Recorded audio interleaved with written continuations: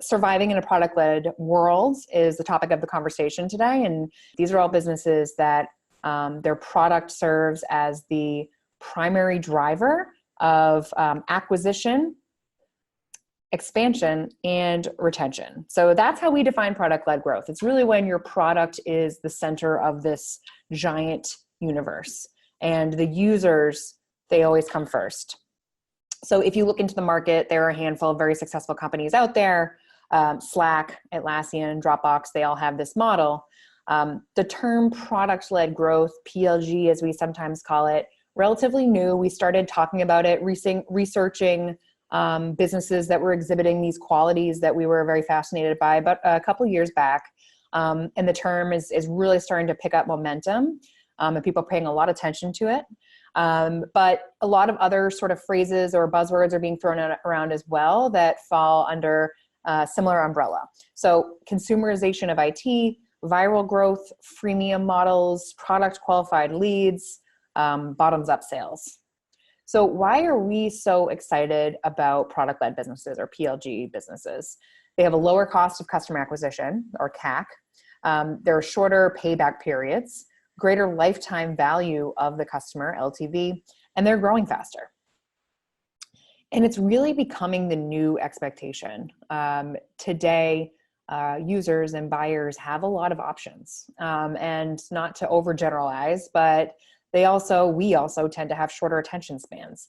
So if you, in a world of so many different competitors out there as a technology company, you really have to get the attention, be very clear with your users, get their attention, activate them quickly, show them value quickly so that you can retain them before they jump ship and go to a competitor. It is the new expectation, absolutely. So what I want to do today is provide some lessons or best practices to arm you with some tools to be able to improve your PLG business, or perhaps introduce some product-led qualities to your more traditional enterprise organization, enterprise go-to-market organization.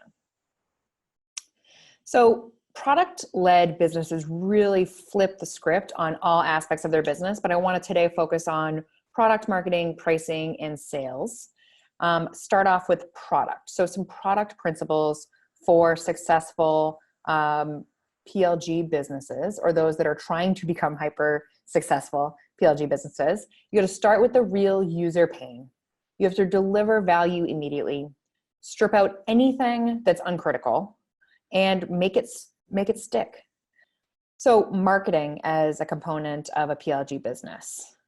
Some marketing principles that I'd like to recommend. You need to enable virality internally and externally. Your product is your key marketing channel, and I'll describe to you how to what that means or how to make that a reality. And your target, as I mentioned before, your users, not just your buyers, and actually users before your buyers. Let's talk about pricing. Pricing is a really interesting topic, and certainly at the core of product-led growth as a topic. We spend a lot of time at OpenView talking about pricing and working with our portfolio companies to help them in this area.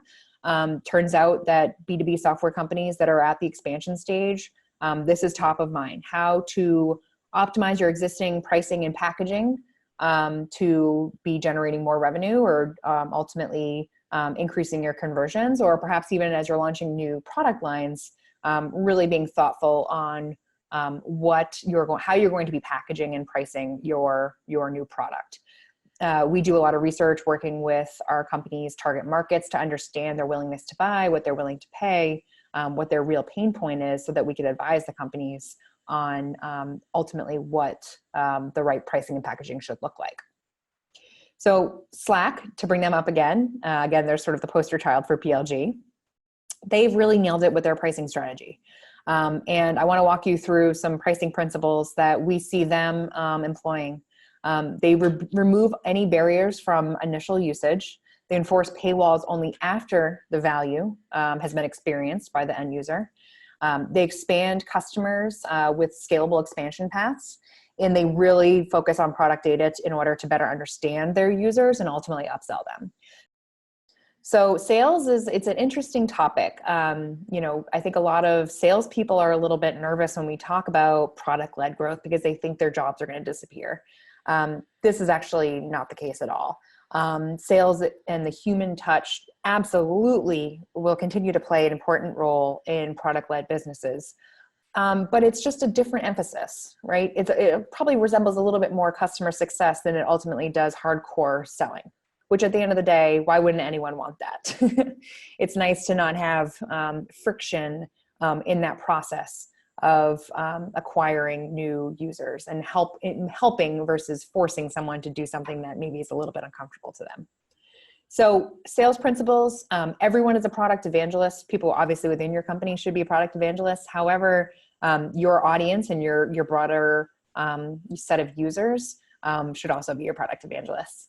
Customer success, as I mentioned in just my last comment there, it should be your North Star. It's so important.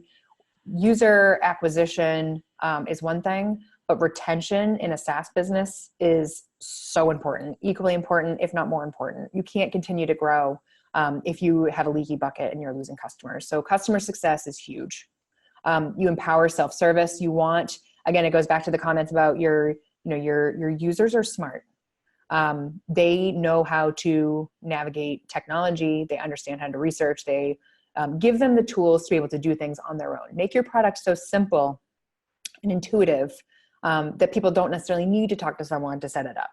Again, easier said than done, but it should always be something that's top of mind and something that businesses are striving for.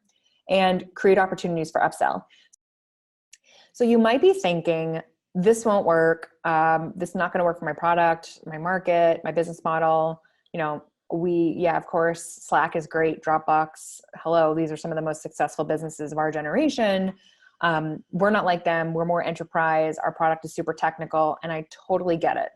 But what I can say is that no matter where you are in the spectrum of like very traditional core enterprise go-to-market model, complex sale, complex technology, new sort of value prop to the market, all the way to the other end of the spectrum, like a Slack, where it's super product first and very, very clear, easy what the value prop is.